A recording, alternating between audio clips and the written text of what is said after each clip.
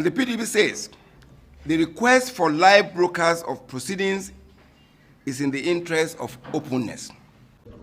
A drug-indicted criminal is about to become the president of my country, and you, Americans, are the ones normalizing the insanity.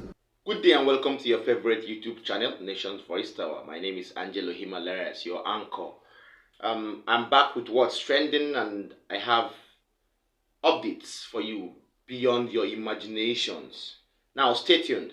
First of all, the PDP and its camp have publicly, in a press conference, called for the revitalization of the judiciary by placing a quick call and request for a live broadcast of proceedings in the interest of openness and transparency, talking about the ongoing presidential election petitions tribunal at the Court of Appeal in Abuja. The PDP, through a spokesperson, denied any perception of foul play by the judiciary, but held that live broadcast will go a long way to keep Nigerians informed and equipped with first-hand information. Let me allow you watch the video of the press conference and whatever the PDP spokesperson had to say, aside the request for the live television or televising of proceedings in the court. And we are saying here that we want the whole world to know that we have a watertight case, incontrovertible evidence, and the PDP says the request for live broadcast of proceedings is in the interest of openness. Our legal team announced the filing of a motion on notice before the Presidential Election Petition Court requesting for a live broadcast of the proceedings of the court. This application, which is innocuous, is in the interest of openness, which is an essential ingredient of participatory democracy, especially as Nigerians are desirous of being directly involved at every stage of the electoral process. The PDP therefore calls on Nigerians to remain at alert, be informed, and law-abiding as we commence this crucial phase in the quest to rescue, rebuild, and redirect our nation from the misrule of the APC. What happened in the court today was that in the interest of openness, the PDP filed a motion on notice to the court for a live telecast. And I don't think that is inconsistent. In any event, in the democracy, the openness of any process is what determines the level of credibility and integrity that is placed on that process. And in any event, what we're asking for is consistent with what the Electoral Act provided for. The major request there to say, look, we want it to be open, we want Nigerians to participate, to see the proceeding, and know that, yes, it was open, and of course, it actually will insulate anybody making comments that are derogatory to the court, because they're part of it, they saw it. So it is not inconsistent with what the law requires, which is, and what the practice that INEC has started. It probably won't be in the petition today if INEC, for instance, have done the right thing by making all the procedures and all the processes open. They were open to the point of the voting, open to the point of counting, then at the point of transmitting, which is supposed to be open as well, they went mute and they shut down their systems. And this is the point. Okay, you've heard it from the PDP spokesperson there. So he couldn't just make some things very visible or clear for the public, but we all know why the PDP are asking for a sort of live broadcast.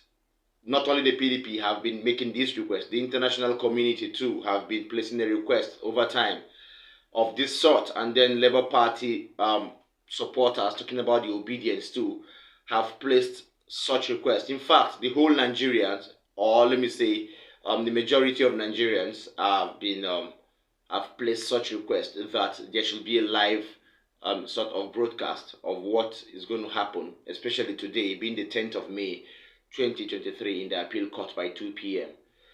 So that's that.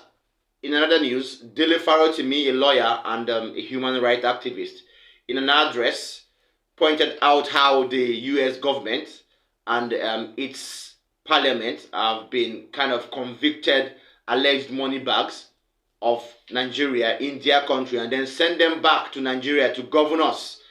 He made this known at the Nadeko conference or the Nadeko summit, where he disclosed lots of secrets and he told the Americans what they didn't want to hear fearlessly. Okay, he called out different individuals and spoke on how much more the polity has been dented and damaged, especially as it affects the US government, who always advocates for a sort of democracy in Nigeria. Now, he addressed the American government, of course, fearlessly, referencing to the fact that the Lekki tollgate shootings or the massacre at the Lekki tollgate in 2020 took place, and the American government and other international communities took their eyes off that case as if nothing had gone wrong. He alleged and opined how much damage Yakubu Gowon and other public office holders did to the Nigerian coffers. Okay, and he also came forth to draw out or to drag out the president-elect, although in an anonymous mode. He also termed and opined that the US government are seated while a drug dealer wants to take over the hem of affairs in Nigeria. Let me not let the cat out of the bag. Let me let you listen to Dele Farotimi, why he gave the address at the Nadeko Summit in Washington, D.C. A drug-indicted criminal is about to become the president of my country, and you, Americans, are the ones normalizing the insanity. It's a blessed land, ruined by horrible ruiners who pretend to be rulers. It will be bad enough if what we have in Nigeria are rulers. That will be bad enough. Rulers exist in time. They focus on preservation of power, and they are rarely burdened or bridled by vision. They are content with surviving in power. That is what rulers do. Unfortunately for my country, as blessed as it has been cursed by ruiners, never been blessed with leadership. That is Nigeria properly defined. The subjectification of truth. How do you subjectify truth? Nigeria is one such environment. In the absence of the rule of law, Nigeria is ruled by impunity. And that is why you would have situations where INEC would publish guidelines flowing from the Constitution, and it will proceed to do the exact opposite of what it had promised to do. But that is for the Nigerian audience. Our American friends will tell us we have a democracy, and that is why Nigeria must be protected and everything must be kept quiet. We must have peace. They speak peace to us, but they never talk to us about justice. Those who ruin Nigeria bring their wealth to this land, and you give them succor. They carry your green cards, they carry your passports, they buy your citizenship, they buy homes in this place. You convict them here, you release them to Nigeria. If they were drug dealers, members of the Mahane drug cartel, you'd be busy talking about all kinds of sanctions on them. You wouldn't allow them in your country. Yeah. But you have them living here. Their children are here. They ruin my country. I can't live in yours. Yeah. But you make my country impossible to live in because of your subjectification of the truth.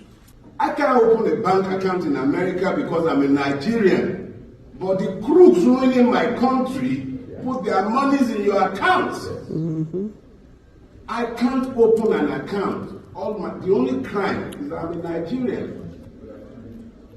A drug-indicted criminal is about to become the president of my country. And you, Americans, are the ones normalizing the insanity. Mm. Gowon took the wealth of Nigeria. Where did he take it to? Took it to Britain. Brought some of it to America. And it is the same. Gowon is merely a type.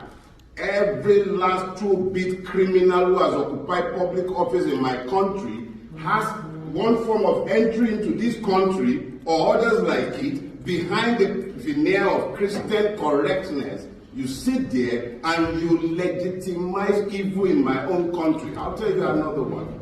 A British general was recalled from retirement, and I believe he was sent to jail in addition to being recalled from retirement and dismissed from the army.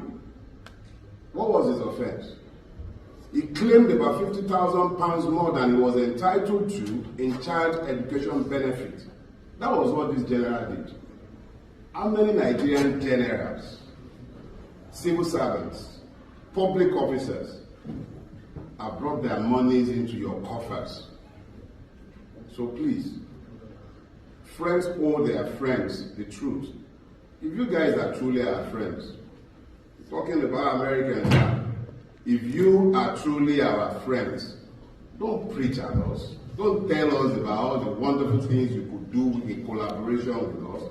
And I say this, madam, because you are about the only one who's cared enough about us to even give us your ear. The fact is, I'm not talking to you as a person. I'm speaking to America as a country, its people, and the institutions that govern this country. The truth of the matter is that you have all these, your wonderful Magnitsky Acts and all of that. Use it to go after the criminals running our country.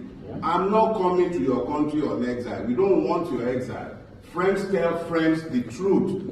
Tell us the truth and stop mollycoddling the criminals running our country. Thank you very much. Thoughts of this. Dele Farotimi wasn't wrong. He is saying what needs to be said. He is saying the fact. He is stating the undoubted fact, the crystal clear truth, and so on. So it's just that the problem experienced here is the truth is available even in the public space.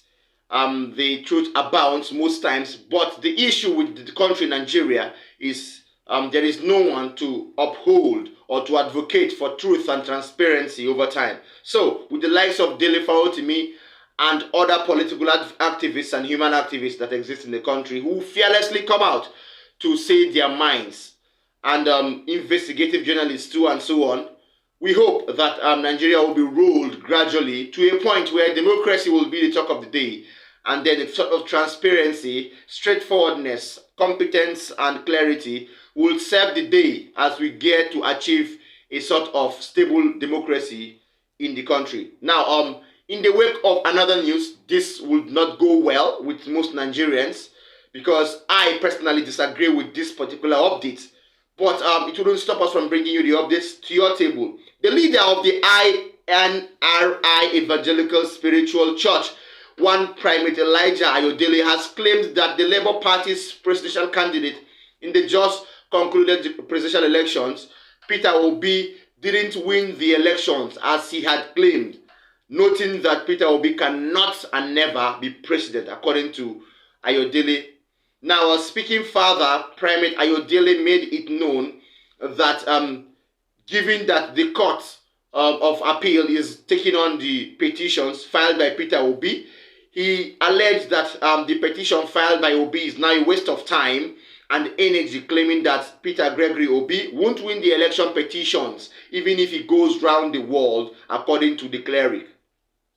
In a statement signed by his media aide, one Osho Oluwatoyin, the primate clearly stated that no one can stop Asiwaju Bola Ahmed Tinibu, the president-elect and the presidential candidate of the APC. No one can stop his inauguration, despite that the Muslim ticket adopted by the APC was not God's plan for Nigeria.